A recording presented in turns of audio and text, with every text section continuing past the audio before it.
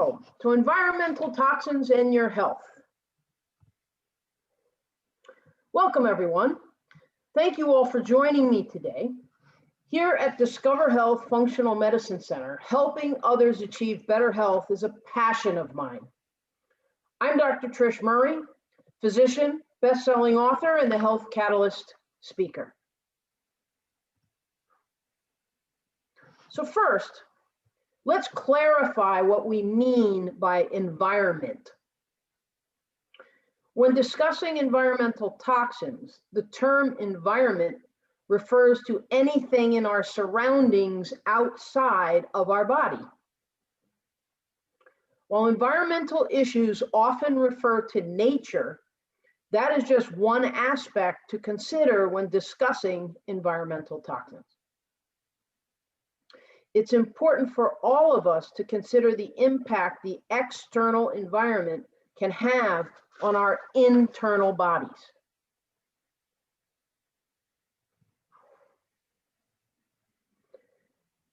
You may be very surprised to learn that environmental toxins are much more widespread than pollution and pesticides. In fact, we unwittingly come into contact with dangerous chemicals through cosmetics or food additives, or even food containers and storage containers on a daily basis. Because the constant exposure to environmental toxins, more and more people are suffering from chronic diseases. These illnesses leave people in a nearly continuous state of either exhaustion, mental brain fog and fogginess, anxiety, physical pain, and many other symptoms. In a journal entitled Chemical Industry Archives, when I looked up some facts and some figures, check out some of these statistics. There are more than 7 million recognized chemicals that are in existence, and approximately 80,000 are in common daily use worldwide. The Environmental Protection Agency reviews between 2,000 and 2,500 new chemicals through the pre-manufacture notification process each and every year, which actually calculates to between 40 and 50 new chemicals each week.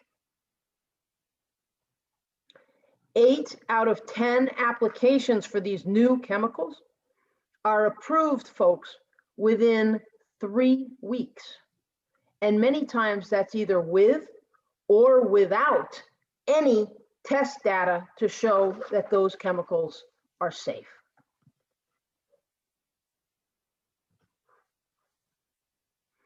So how are toxins impacting our health?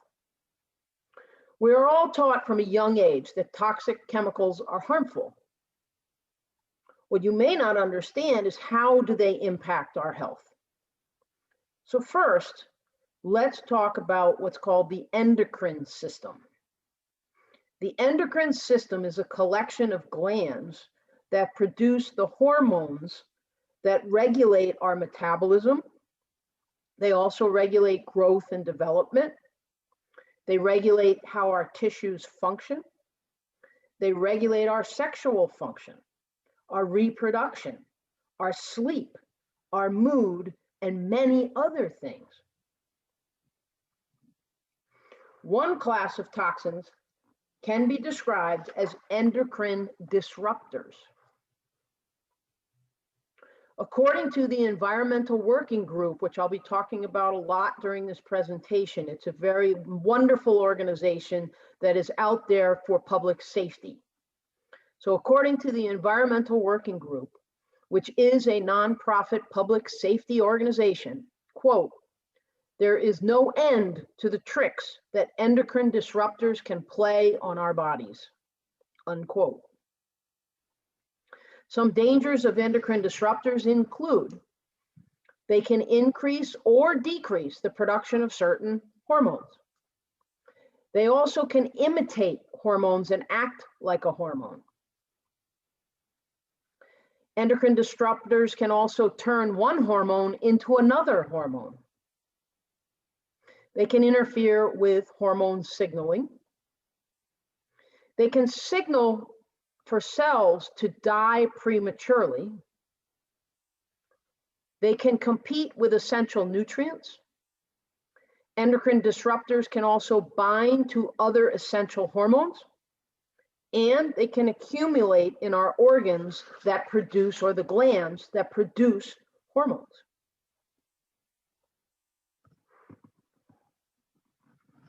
Now, the list of diseases caused by endocrine disruptors is continually growing. But some of the primary ones that endocrine disruptors have been linked to are attention deficit hyperactivity disorder, particularly, whether it's a child or an adult. Neurodegenerative diseases like Parkinson's disease and Alzheimer's disease. Also diabetes, cardiovascular disease, obesity, early puberty, reproductive disorders like infertility, and childhood and adult cancers. From cancerous tumors to congenital disabilities and other developmental disorders, endocrine disrupting toxins can impact any system in the body controlled by hormones. Knowing that hormones are responsible for all major aspects of health, from sleep to metabolism to reproduction, it is crucial to limit your exposure to endocrine disrupting toxins. So let's take a look at some common toxins and how to reduce your exposure. So toxin number 1, BPA. The first toxin, BPA, is called bisphenol A. Bisphenol A, or BPA, is an industrial chemical that has been used to make certain plastics and resins since the 1960s. For example, polycarbonate plastics contain BPA and are often used in containers that store canned foods and beverages, such as water bottles. BPA is a synthetic hormone that imitates estrogen in the body. Therefore, it can interfere with reproduction and increases estrogen load and may put a person at increased risk of certain cancers.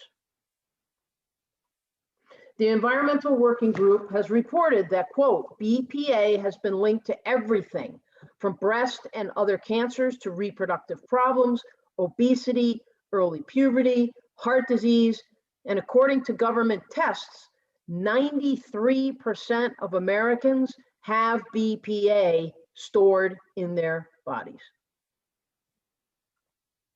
Now, according to the Centers for Disease Control, people are commonly exposed to low levels of BPA when they consume food or water that has been stored in containers made with the chemical BPA. Now, another place you can be exposed to BPA is from the ink used in a printed receipt from a store or a restaurant. So when the cashier, first of all, the cashier should be very aware of this because they're working with these receipts and this ink all day long on a daily basis. But also when you are in the store, take the receipt, but don't hold on to it very long. Put it away or get rid of it. Put it in the purse, put it in the pocket, put it in the wallet very quickly, and then try and transfer it again later without exposing yourself to that ink for a very long time, as avoiding ongoing contact with that ink is very important. Now, avoiding exposure to BPA can be challenging because it's so prevalent in our environment. But here are some tips that can help to minimize your exposure. Number 1, look for a BPA-free label on cans in particular and other packaging. 2, avoid plastics marked with a capital PC on them, and that PC stands for polycarbonate. Or if you also look at the recycling label, and if the recycling label on a product says number 7, then it's high in BPA. Number 3, buy and store foods in stainless steel or glass containers and avoid plastics as much as possible. Number 4, use fresh, frozen, or dried products so that they're not stored in cans or plastic. Number 5, avoid microwaving foods in plastic containers. That's going to make the exposure even worse. Number 6, do not wash plastic containers in the dishwasher or use harsh detergents on them because, again, it breaks down the structure of the plastic and will cause leaking more of the BPA chemical. And finally, choose wooden toys for your children or even for yourself instead of plastic toys.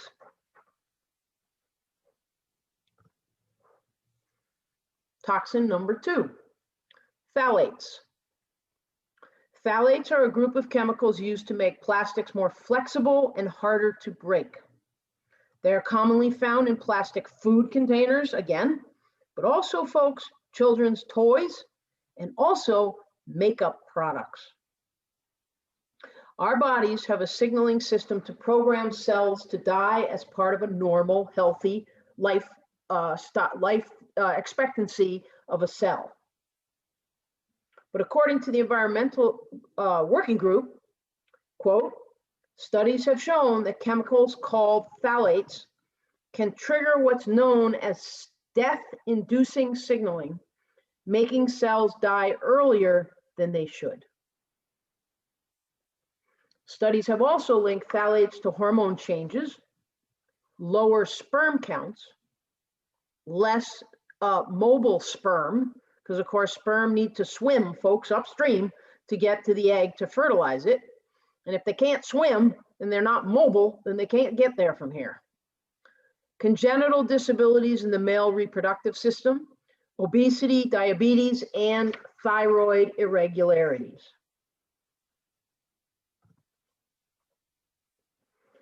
To reduce your exposure to phthalates, start right off the bat by avoiding plastic food containers. Again, try to avoid children's plastic toys and also plastic wrap. Remember, we wrap our food in plastic too, made particularly from capital P, capital V, capital C. And this type of product would have a recycling label on it with the number 3. So if you purchase a plastic wrap or any plastic container that has a recycling label on it with a number 3, that is high in phthalates.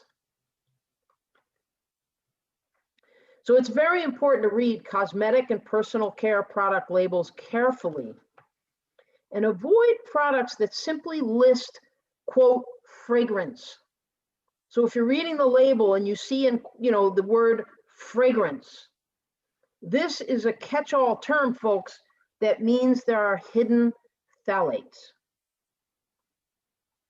Now, if you want to learn which products are safe, go to the Environmental Working Group's website, and the address is ewg.org. So if you go to ewg.org/skin deep, you can look up just about any cosmetic brand and see how your products rate. And this site rates products as either green, which means it's safe to utilize regularly. Go ahead and put it all over your body. It doesn't matter, it's safe. Or they'll rate it as yellow, which means use it with caution. Or they'll rate it as red. Please don't buy it anymore. Do not use it because it is toxic.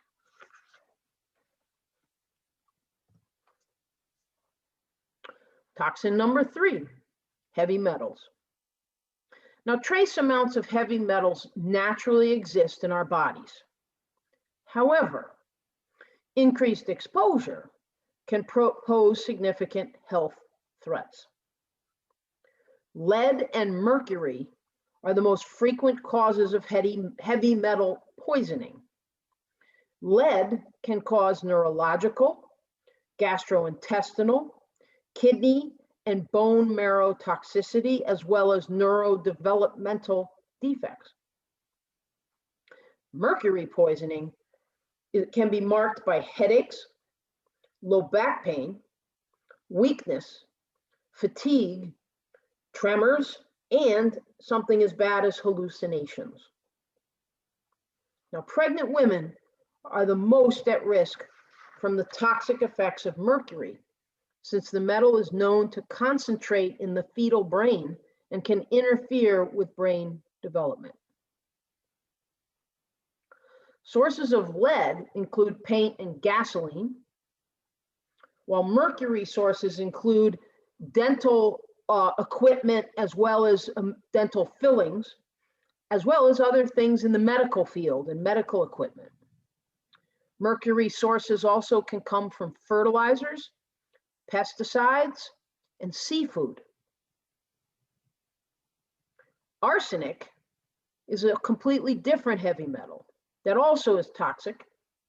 And here where I live in the granite state of New Hampshire, it can be found in our water supply, as granite actually contains arsenic.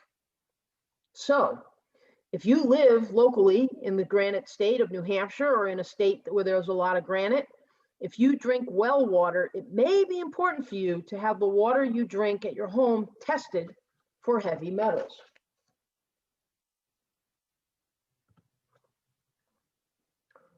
So tips for reducing heavy metal exposure, particularly lead and mercury. To reduce your exposure to lead, first and foremost, find out and know when your home was built. If your home was built before 1978, if you're not aware, the woodwork or other surfaces could possibly be, that are painted, could have been painted with lead paint. And you should not just go scraping at it or sanding it, because that's dangerous. You should call an expert if you wish to remove lead paint. Don't basically do it yourself. Now, a good water filter can also reduce your exposure to lead in any drinking water. It can also obviously reduce your exposure to mercury. Now, beware of fish.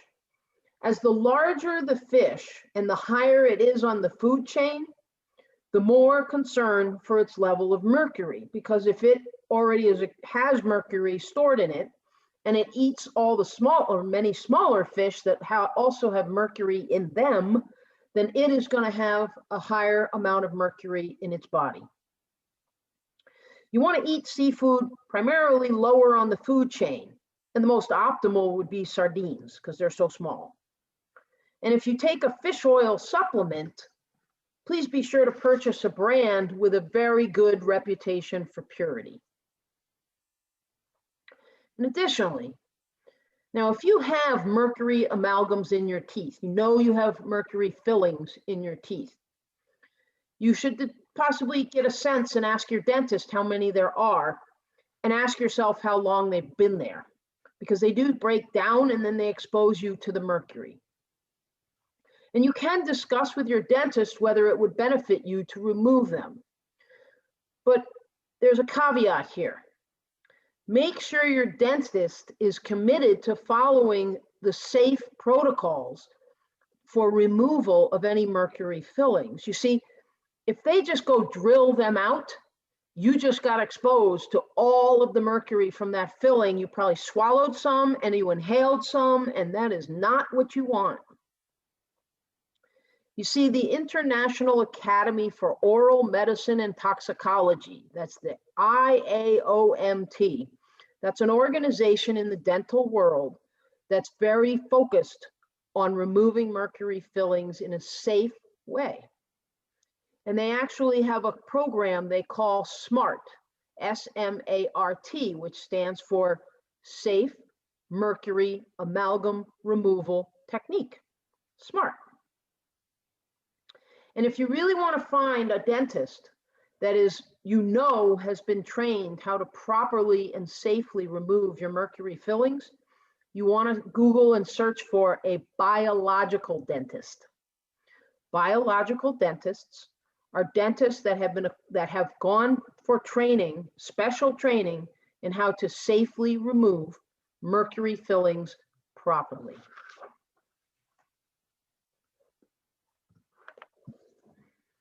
Toxin number 4, glycol ethers. Glycol ethers are commonly used in household cleaning products, cosmetics again, and paints. The problem with glycol ethers is that they can damage fertility, lead to congenital disabilities, and worsen allergies and asthma. To avoid glycol ethers, look for natural cleaning alternatives, such as white vinegar, and avoid products with ingredients such as, and these names sometimes are a little difficult, but this one is 2-butoxyethanol, and another one is methoxydiglycol. So again, those names are difficult, but at the end, of course, we're going to list and give you the resources in our Discover Health Facebook group of the talk tonight. So if you really have the interest in looking back at these names so you can write them down and look them up more, then by all means, we'll be listing those resources. Toxin number 5, radon. Now, the concern about radon, folks, is you really don't know where this is, because radon is an odorless and tasteless radioactive gas that is produced from the decay of uranium, and uranium, guys, also exists in rocks and soil, such as granite. So it's found in homes, particularly in the basement, and other areas that are in contact with the ground. You won't know whether it's in your home unless you test for it.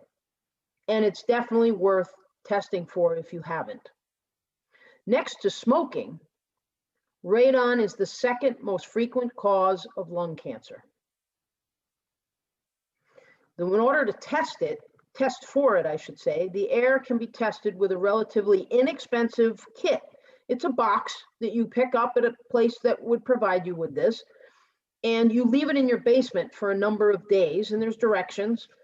And then you bring the box to a place that will read it for you and tell you the level of radon that's been absorbed by the material within this little box. Your water should also be tested for radon, especially, again, folks, here in the granite state, because granite contains uranium and gives off radon. Now, to reduce radon exposure, one thing you can consider is sealing your floors and the walls of your basement in particular. You can increase your ventilation of your basement and your overall ventilation of your whole home. The more air keeps going in and out, the less the radon can build up and become at high levels. Another thing you could consider is close the basement off from the rest of the house. And another option is have your water tested through a drinking water testing laboratory. And folks, radon actually can be removed from the water through treatment technologies such as an aeration or a granular activated carbon water filter.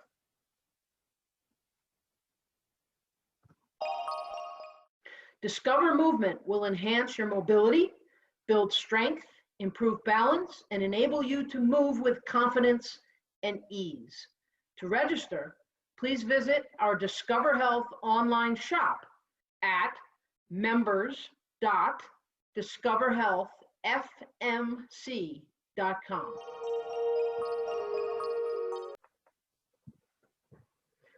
Toxin number 6, fire retardants.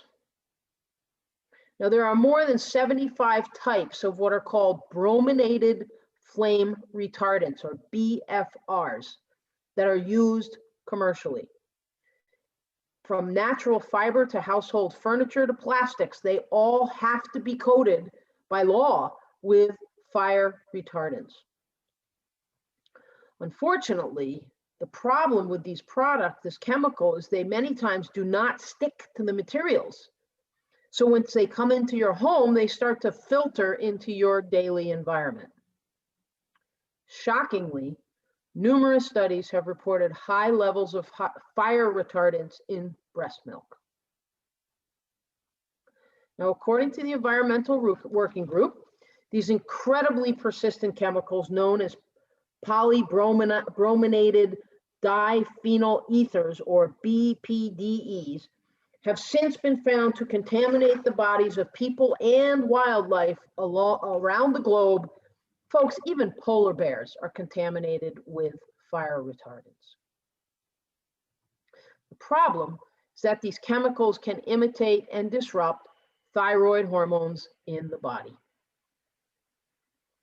Common sources of fire retardants also include paint, textiles, paper, furniture, mattresses, electronics, office equipment, and carpet padding. So no wonder we're all exposed to these chemicals.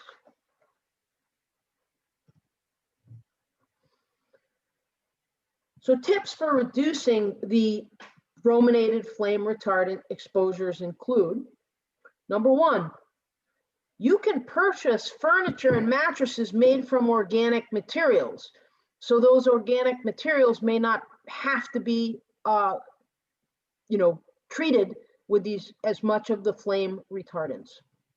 Number two, get rid of products that include foam made before 2005. So foam products made before 2005 have a lot more flame retardant exposure to them than ones after 2005. The third one is you can invest in a HEPA sealed vacuum cleaner, which actually traps the toxins when you use it and then doesn't just blow them all, more all around your house. The fourth one here is avoid using a broom, actually. The broom just stirs the dust up and accumulates the toxins into the air.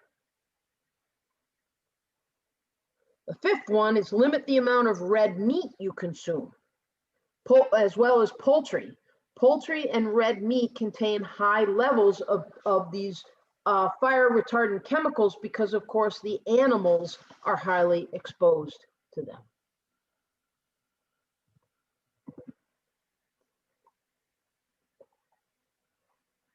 Toxin number 7, organophosphates. So as you see, more pesticides now. Organophosphate is a neurotoxic compound. It's produced initially, it was initially produced, folks, check this out, for chemical warfare during World War II. But now we're spraying it all over our plants and our vegetables. Because today, these chemicals are the main components of herbicides, pesticides, and insecticides because they target the nervous system of insects. Despite being classified as a societal health and environmental concern, agricultural use as pesticides for fruits and vegetables is still allowed. Organophosphates are also used in mosquito abatement in public spaces. So during the summer in high mosquito areas, and they've got the big trucks and they're spraying the area and they're spraying the water sources, guess what it's filled with, folks? Organophosphates. Many studies have linked organophosphate exposure to adverse effects on brain development, brain behavior, and fertility.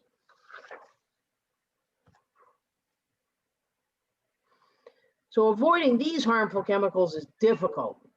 Your best is to buy organic produce. However, I get it that buying everything organic can be very expensive. So the Environmental Working Group, again, has published what's called a Shopper's Guide to Pesticides in Produce. And this guide can help you find the fruits and determine which fruits and vegetables that have the fewest pesticides versus those that have the most pesticide residue. And this list of different fruits and vegetables is typically called the Dirty Dozen and the Clean 15. And what you want to focus on is the fact that you should buy any of the Dirty Dozen vegetables and fruits organic and never buy them commercially grown or industrially grown.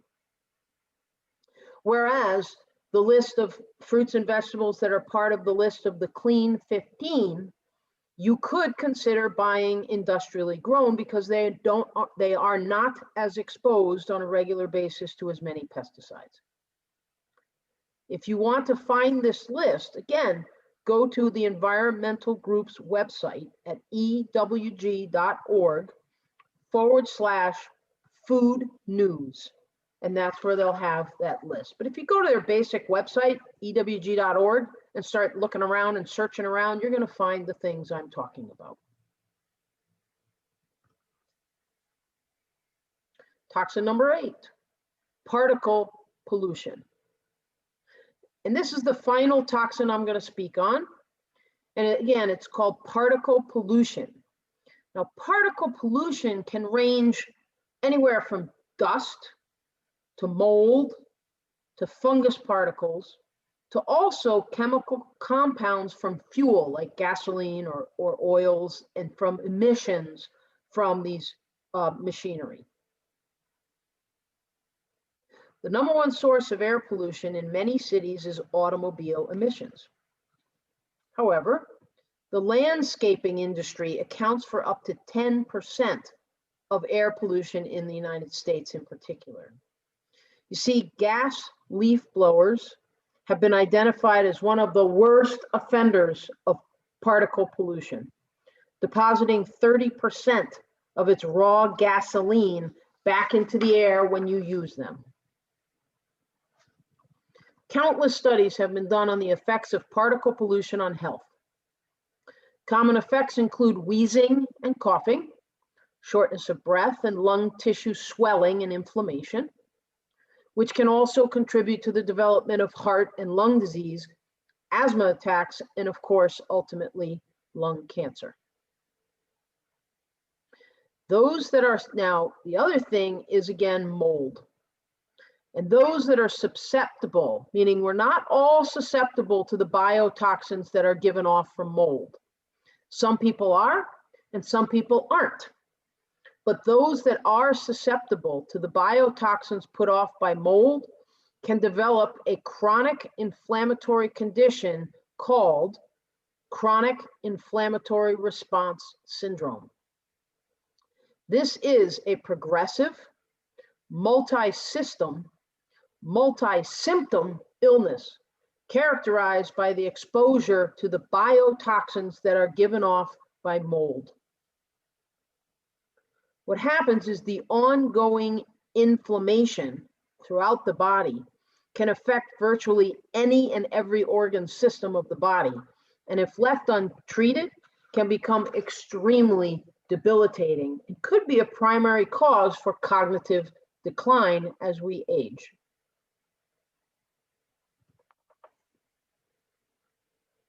So because we are surrounded by air at all times, it can be difficult to remove pollutants from our environment. Some steps you can take to reduce particle pollution include: 1, get rid of the gas-powered lawnmower, the gas-powered leaf blower, the gas-powered weed whackers, and instead get an electric one. And then you're not going to give off the gasoline fragments in the air into the air. Number 2, take public transportation or carpool whenever possible to lessen your contribution to the environmental pollution. Number 3, check your fuel burning furnaces, your hot water heaters, check your gas ranges in your home annually to make sure that their exhaust systems are working adequately. And finally, prevent mold from growing in your home by monitoring your humidity levels, especially in the basements and in your bathrooms. And if you get a water stain or water damage in your home, be sure to very effectively dry it out and clean it up, because that's where the mold is going to start developing, and that's where the biotoxins are going to start coming from. So the bottom line, environmental toxins are downright dangerous. Ongoing research findings report their ability to feed cancer cells, interfere with glucose, your sugar metabolism, and cholesterol metabolism, and also induce and create insulin resistance. All of these things are the underlying cause of chronic disease. Environmental toxins have also been identified as a culprit for obesity through multiple mechanisms, including inflammation, oxidative stress, mitochondrial injury, altered thyroid metabolism, and impaired central appetite regulation. So they'll throw off your brain's ability to know when you are full. And it's crucial to know your level of risk when it comes to environmental toxin exposure. So now, what can you do to try and help your body detoxify?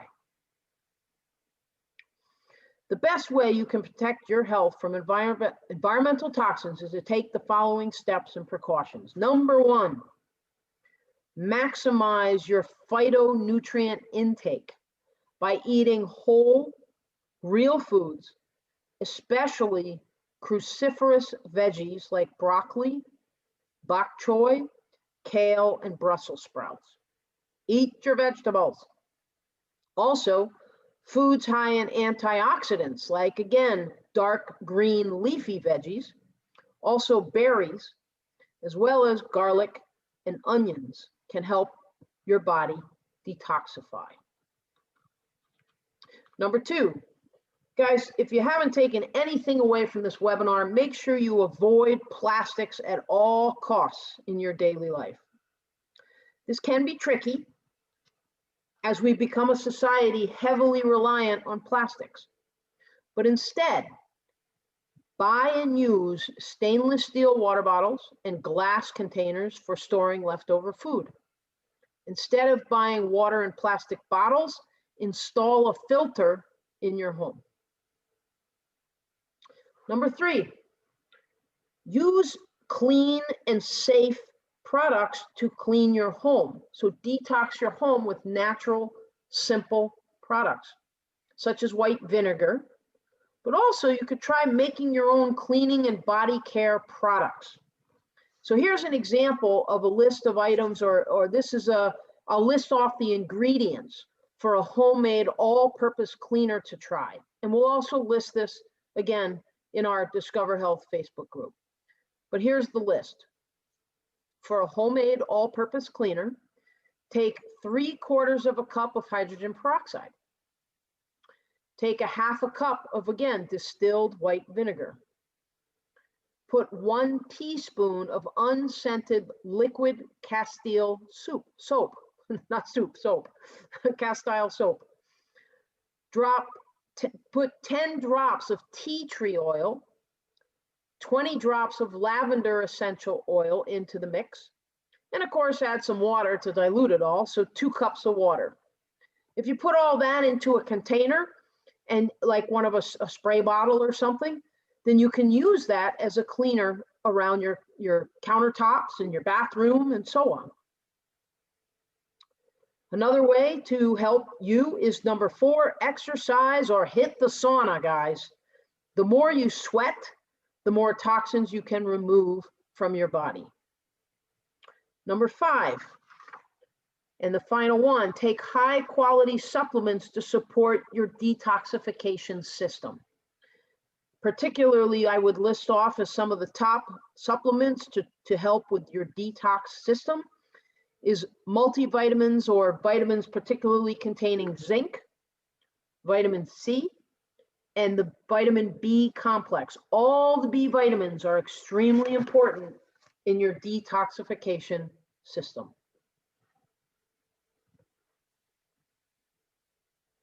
And as folks, as you know, if you've been coming to these webinars along the way, After each and every one of these webinars, I will post the references that I use to put the talk together in my Discover Health Facebook group tomorrow. We will list the references and the links for you. So if you are interested in doing further research and are interested in these resources, but you are not already a member of our Discover Health Facebook group, then simply go to Facebook, if you're someone that goes to Facebook, and go to our Discover Health Functional Medicine Center Facebook page. And then there's a link there to simply ask to join our closed Discover Health Facebook group. This is a closed group, but everyone's welcome. You just have to request to join. And once you're in there, you can ask questions, you can communicate with other members. Our health coach, Coach Trish, does a weekly Coach's Corner, and we always post a lot of educational material there, such as these lists of resources after every single webinar. So tomorrow, that list will be there for you.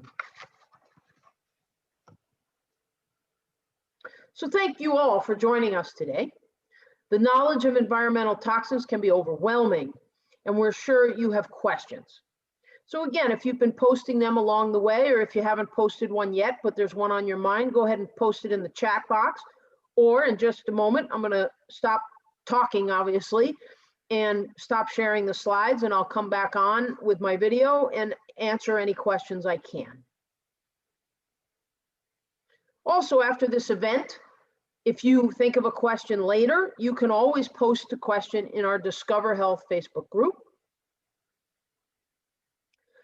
And of course, also, today's discussion has hit some of the highlights of environmental toxins, but by no means is a full list of everything you could be exposed to.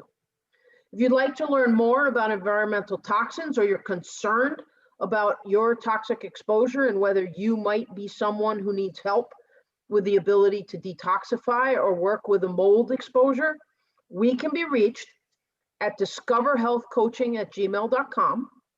Or folks, if you didn't already know it, on our website, discoverhealthfmc.com, there is a way right off the bat, you'll see at the very beginning of the homepage of the website, you can click a link to schedule a 30-minute free introductory consult with myself or Health Coach Trish on either Wednesday afternoons or Thursday mornings.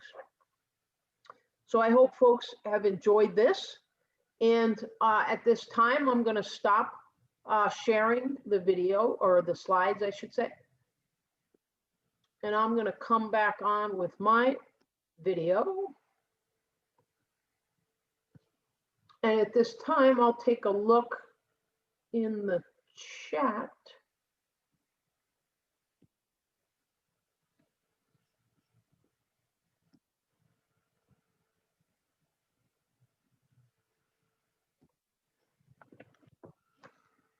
One person said, yep, talks about they're glad that I talked about fragrance. And it looks like they might even be giving us some products, even supposedly dermatologists recommended for over 65 years. Companies like, and they mention a particular product, can have fragrance in their ingredient list, which may then have phthalates, folks. And actually, to be honest, you need to read the ingredients of any dermatology recommended product, because it doesn't necessarily mean there aren't phthalates or other toxic chemicals within those products. It doesn't mean it's absolutely safe. They're giving some other suggestions here, which is awesome. Folks can read this in the chat.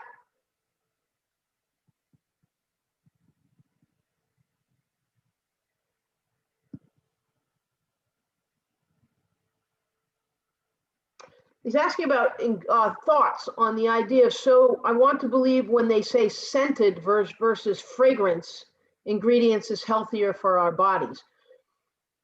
I'm not really familiar of the term scented, honestly, in the list of ingredients.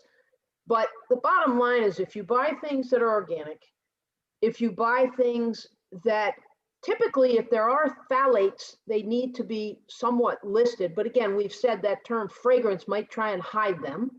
So I don't know that I can definitively say that if the word scented is there, that isn't similar to the word fragrance. We may have to look into that a little more to be clear and to be sure. I'm honestly not able to answer that definitively. But that's something that if people look at that, that's something we'll get back to folks on in the Discover Health Facebook group, because we'll definitely look it up and get back to folks on that one. Any other questions?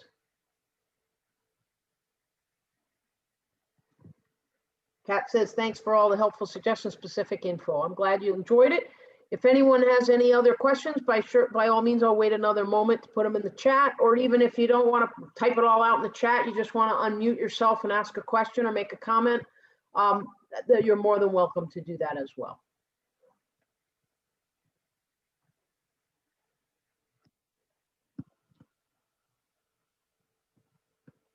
You're welcome. So it looks like most people just are happy with what you heard. I hope we've given you some information and some tips to think about and some tips to help keep you safe. So if that's about it for tonight, signing off from Conway, New Hampshire, Dr. Trish Murray. And I'll see everybody next month. And next month, we're going to be talking about, staying on the topic of toxins and how to safely do things. We're going to talk particularly about cleaners and detergents and things like that. So products. So we'll talk more. So don't miss it, folks. Take care, everybody.